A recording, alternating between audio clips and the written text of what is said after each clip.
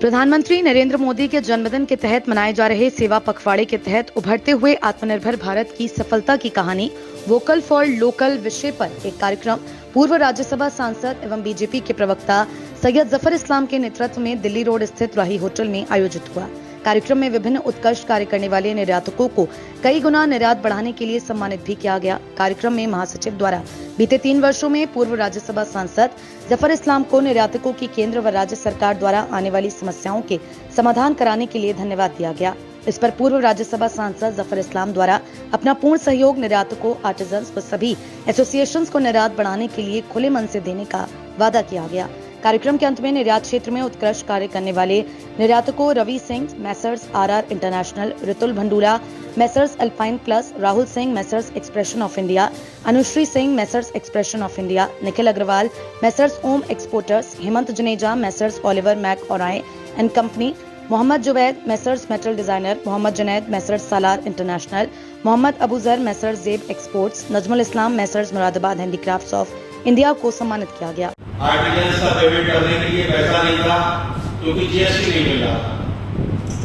हमारी ईपीसीएस के डीजी साहब श्री राकेश कुमार जी व हमारी भेंट फाइनेंस मिनिस्टर से कुछ ही घंटों में कराकर उन्होंने ये सारी सुविधा हम लोगों को अगले दिन रिलीज कराई। मैं उनका इस मंच के माध्यम से आभार व्यक्त करता हूं। हमें सब्सिडी बंद कर दी गई थी निर्यातकों को। माननीय पीडीओ जी के द्वारा जफर इस्लाम जी के हस्तक्षेप के बाद वो सब्सिडी 3 दिन में फिर दोबारा शुरू हो गई। मैं उसके लिए आभार व्यक्त करता हूं। हमारे आर्टिकल्स बेइंतहा परेशान थे। कोविड में ऑक्सीजन गैस की सप्लाई बंद कर दी गई, जिसकी वजह से जो छोटे छोटे कारीगर थे, टीका की मरम्मत करने वाले, स्टील की मरम्मत करने वाले, वो सब लोग बहुत ज्यादा परेशान थे। सभी हमारे स्थानीय लोगों ने, बाहर के लोगों ने आग लगा दिए थे कि ये केंद्र का आदेश है, हम इसमें कोई मदद नहीं कर सकते। रविवार का दिन था, मैंने 2 बजे जफर साहब को फोन किया। जफर साहब ने मुख्यमंत्री जी को फोन किया, जफर साहब ने सेंट्रल में फोन किया और इतवार के दिन 5 बजे ऑक्सीजन मुरादाबाद में कार्यालय दोबारा मौजूद कि हमारे निर्यातक के आर्टिकल्स की अगर छोटी छोटी समस्याएं हल होती रहेगी तो हम 5 साल में इस निर्यात के लक्ष्य को दुगना करने का प्रयास करेंगे, ऐसे हमें आशा है। कार्यक्रम में मुरादाबाद एसोसिएशन के अध्यक्ष नाबिल रहमान, महासचिव अखिलेश अग्रवाल, संरक्षक नजमुल इस्लाम, प्रेमवीर सिंह, राजीव भंडूरा आदि निर्यातक बड़ी संख्या में मौजूद थे। इस कार्यक्रम में लघु उद्योग भारती यस के सदस्यों ने उपस्थित रहकर इस कार्यक्रम की शोभा बढ़ाई। कभी कभी लोग लगता है कि आज बाहर से सामान आया हुआ तो बहुत अच्छा होगा, लेकिन और लोग बताते रहते हैं कि लोकल मामला है, ये लोकल माल हमको दिया जा रहा है, लेकिन यकीन हालात बदलते जा रहे हैं। अगर भारत जो है राइस एक्सपोर्ट करना बंद कर देता है तो दुनिया में इसकी गुहार लगने लगती है। इससे समझ में आता है कि भारत का चावल अच्छा है। उसी तरह मैं आपको बताना चाहता हूँ कि पूरे दुनिया में इस पीतल लकड़ी का नाम आप लोगों की वजह से, और उसके पूरे हकदार आप लोग।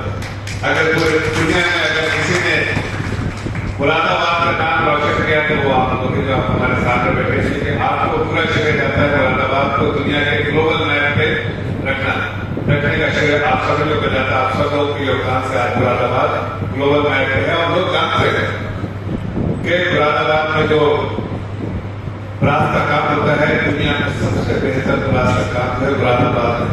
सबसे अच्छे आर्टिकल्स है मुरादाबाद में, सबसे अच्छे कारीगर मुरादाबाद में। लेकिन आज मैं इधर उधर की बात नहीं करके मैं सीधे पॉइंट पे आपका समय की कमी है, इसलिए मैं परसों भी यहाँ 2 दिन पहले भी यहाँ था। मैं किसी प्रोग्राम में गया था, वहां से निकल रहा था तो देखा मैं ऐसे मेरे एक दरवाजा खुला था तो देखा मैं अंदर में कारीगर लोग काम कर रहे थे। जब मैंने उनकी स्थिति देखी तो मुझे बड़ा ऐसा मानो कि मैं कभी ऐसा जमाना था कि मैं सरकार के सारे कोल माइंस के फंड को मैनेज करता था, तो कभी कभी मैं कोल माइंस में चला जाता था तो वहां देखते थे लोग जिस तरह कोयले के अंदर रहते हैं उसी तरह से, बस उसी तरह के हालात में देखा। उस वक्त मैंने कोल माइंस में जब पहली बार एक बूढ़े आदमी को देखा, उसके नाक से पानी गिर रहा था, आग से आंसू गिर रहा था, वो माइंस के अंदर। तो मैं भी एक्सपीरियंस करने के लिए माइंड के लिए जाते हैं। माइंड जिसका पैसा मैं मैनेज करता हूँ सरकार की तरफ से बिलियन और डॉलर, आखिर इसकी स्थिति कैसे होगी? तो मैं जब वहां गया तो मुझे महसूस हुआ और उसके बाद एक माने उसके बाद जो मेरा कमिटमेंट था उन लोगों की जिंदगी बेहतर लाने के लिए 50 बार मैंने गवर्नमेंट ऑफ इंडिया को प्रेजेंटेशन किया। इतना रेसिस्टेंस था उनकी जिंदगी को चेंज करने के लिए। लोग चाहते नहीं कि बच्चे ऐसे चल रहा, लेकिन मैं आपको गर्व से कह सकता हूँ और खुशी से कह सकता हूँ कि हमें कामयाबी मिली और उनकी जिंदगी में बहुत सारे चेंजेस हो गए जो पहले शायद नहीं हो पा रहा था और उसके लिए पूरा योगदान मुझे सरकार से देना। मेरी कोई हैसियत नहीं, मेरी कोई हैसियत ना भी है ना पहले थी, लेकिन मेरे में एक शिद्दत थी, एक जज्बा था और एक जो उनसे उनको देख के जो प्रेरणा मिली कि ये लोग हमारे लिए इतना कुछ करते हैं, हम उनके लिए क्या करते थे। तब मैंने उनके लिए बहुत कुछ किया, बहुत कुछ करने की कोशिश की। जो कामयाब हुआ, जितने कुछ करने के लिए कामयाब हुआ, उसका श्रेय तो सरकार